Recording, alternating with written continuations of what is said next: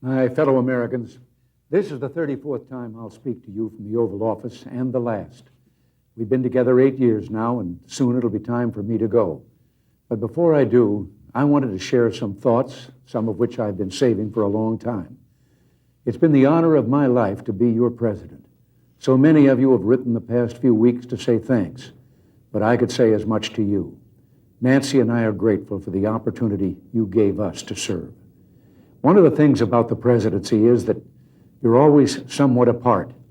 You spend a lot of time going by too fast in a car someone else is driving and seeing the people through tinted glass, the parents holding up a child, and the wave you saw too late and couldn't return.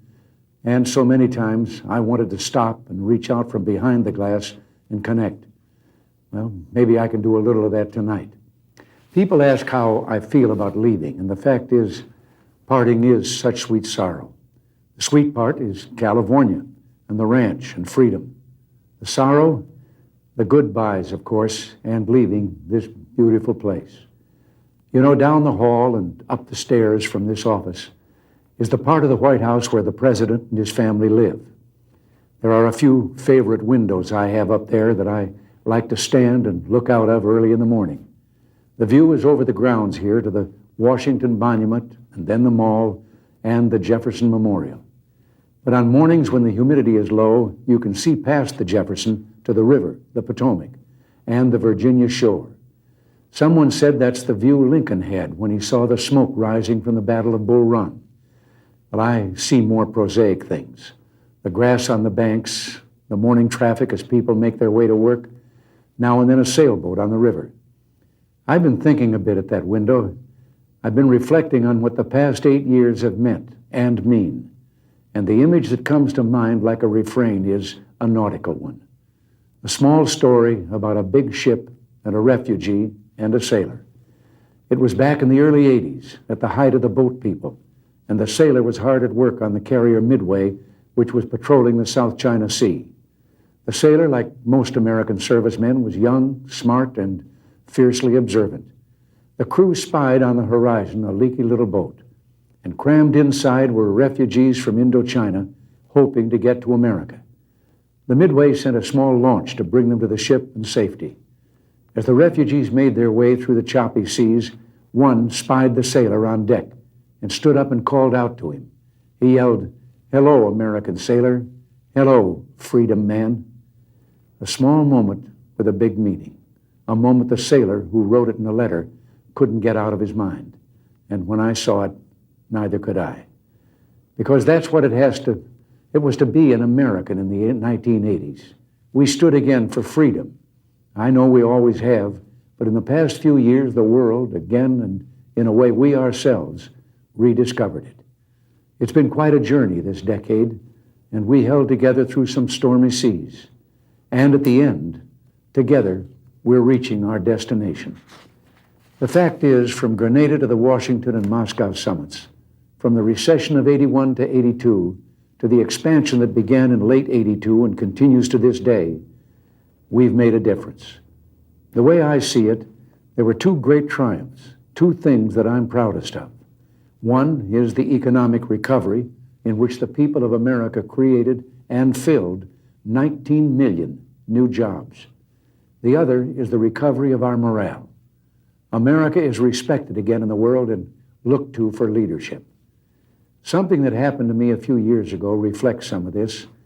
It was back in 1981, and I was attending my first big economic summit, which was held that year in Canada.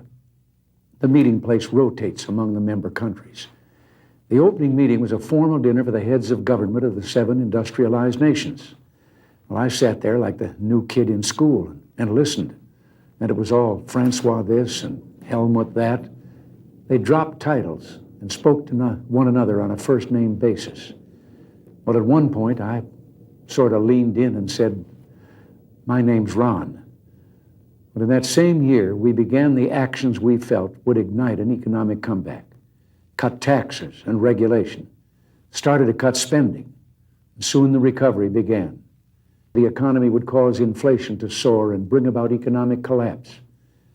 I even remember one highly respected economist saying back in 1982 that The engines of economic growth have shut down here, and they're likely to stay that way for years to come. Well, he and the other opinion leaders were wrong. The fact is, what they called radical was really right. What they called dangerous was just desperately needed. And in all of that time, I won a nickname, the Great Communicator. But I never thought it was my style or the words I used that made a difference. It was the content. I wasn't a great communicator, but I communicated great things. And they didn't spring full bloom from my brow. They came from the heart of a great nation, from our experience, our wisdom, and our belief in the principles that have guided us for 2 centuries. They called it the Reagan Revolution. Well, I'll accept that. But for me, it always seemed more like the great rediscovery, a rediscovery of our values and our common sense. Common sense told us that when you put a big tax on something, the people will produce less of it. So we cut the people's tax rates, and the people produced more than ever before. The economy bloomed like a plant that had been cut back and could now grow quicker and stronger. Our economic program brought about the longest peacetime expansion in our history. Real family income up, the poverty rate down, entrepreneurship booming, and an explosion in research and new technology. We're exporting more now than ever because American industry became more competitive. And at the same time, we summoned the national will to knock down protectionist walls abroad instead of erecting them at home. Common sense also told us that to preserve the peace, we'd have to become strong again after years of weakness and confusion. So we rebuilt our defenses. And this new year, we toasted the new peacefulness around the globe. Not only have the superpowers actually begun to reduce their stockpiles of nuclear weapons, and hope for even more progress is bright, but the regional conflicts that rack the globe are also beginning to cease. The Persian Gulf is no longer a war zone. The Soviets are leaving Afghanistan. The Vietnamese are preparing to pull out of Cambodia. And an American-mediated accord will soon send 50,000 Cuban troops home from Angola. The lesson of all this was, of course, that because we're a great nation, our challenges seem complex. It will always be this way.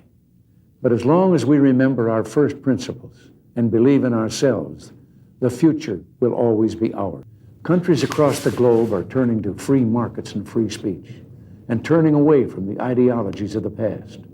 For them, the great rediscovery of the 1980s has been that, lo and behold, the moral way of government is the practical way of government. Democracy, the profoundly good, is also the profoundly productive.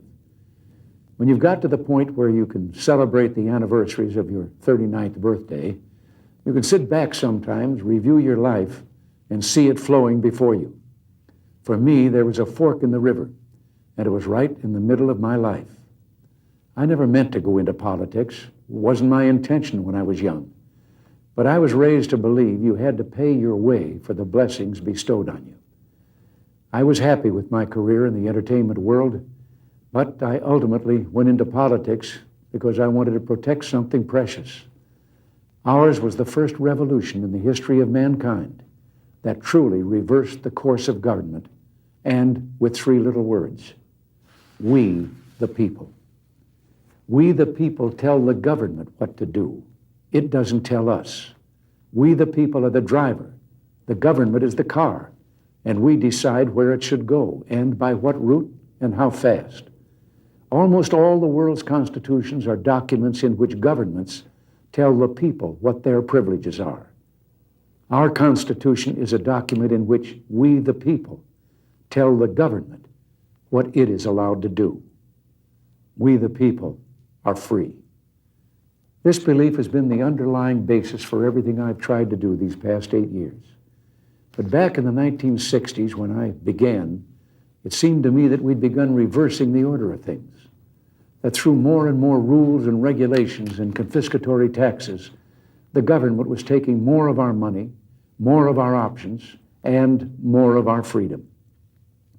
I went into politics in part to put up my hand and say, stop.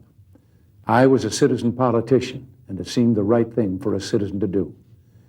I think we have stopped a lot of what needed stopping, and I hope we have once again reminded people that man is not free unless government is limited. There's a clear cause and effect here that is as neat and predictable as a law of physics. As government expands, liberty contracts. Nothing is less free than pure communism, and yet we have the past few years forged a satisfying new closeness with the Soviet Union.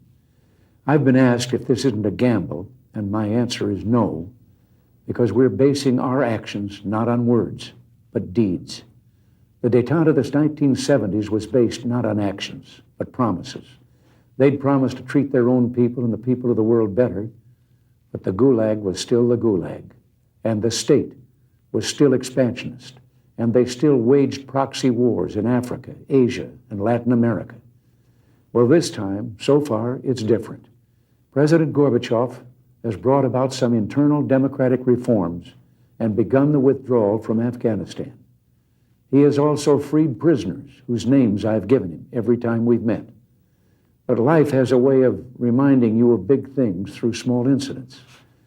Once during the heady days of the Moscow summit, Nancy and I decided to break off from the entourage one afternoon to visit the shops on Arbat Street. That's a little street just off Moscow's main shopping area. Even though our visit was a surprise, every Russian there immediately recognized us and called out our names and reached for our hands. We were just about swept away by the warmth. You could almost feel the possibilities in all that joy.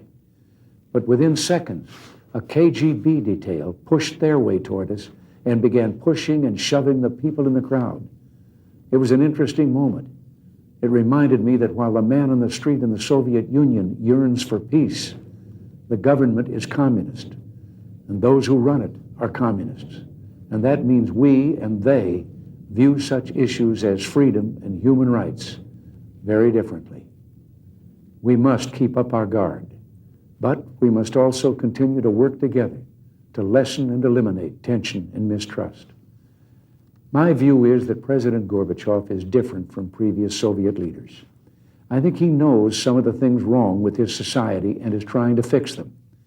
We wish him well, and we'll continue to work to make sure that the Soviet Union that eventually emerges from this process is a less threatening one.